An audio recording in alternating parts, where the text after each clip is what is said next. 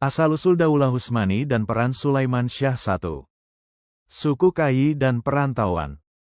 Asal mula Daulah Utsmani, Kekaisaran Ottoman, berakar dari suku Kai. Kai, salah satu cabang dari suku besar Turki Oghuz yang dikenal sebagai masyarakat nomaden di Asia Tengah. Kehidupan suku ini berubah drastis pada abad ke-13 karena adanya ancaman serius dari invasi Mongol yang dipimpin oleh Genghis Khan.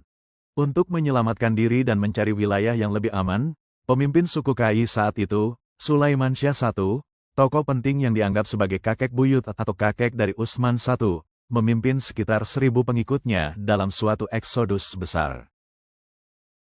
Perjalanan ini membawa mereka ke arah barat, singgah di berbagai wilayah seperti Kurdistan dan Azerbaijan. Kematian Sulaiman Syah I dan pembagian kelompok. Perjalanan Sulaiman Syah I berakhir secara tragis ketika ia tenggelam di Sungai Efrat, diperkirakan terjadi sekitar tahun 1230 Masehi, saat mereka berusaha melanjutkan pergerakan menuju Asia Kecil, Anatolia, atau Syam, Suriah.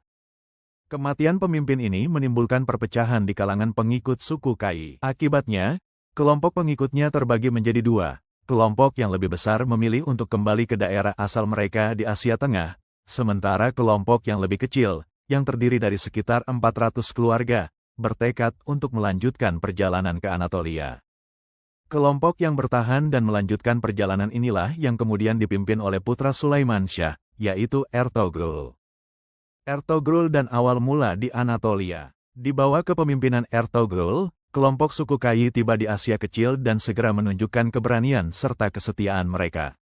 Mereka memberikan bantuan militer yang krusial kepada Sultan Alauddin I dari Bani Seljuk Rum, Kesultanan Rum, dalam menghadapi serangan dan konflik melawan Kekaisaran Bizantium, Romawi Timur. Sebagai penghargaan atas bantuan dan jasa-jasa militer yang diberikan, Sultan Alauddin I menghadiahkan mereka wilayah permukiman di perbatasan Bizantium, khususnya di sekitar lembah Sungai Sakarya dan pegunungan Armenia.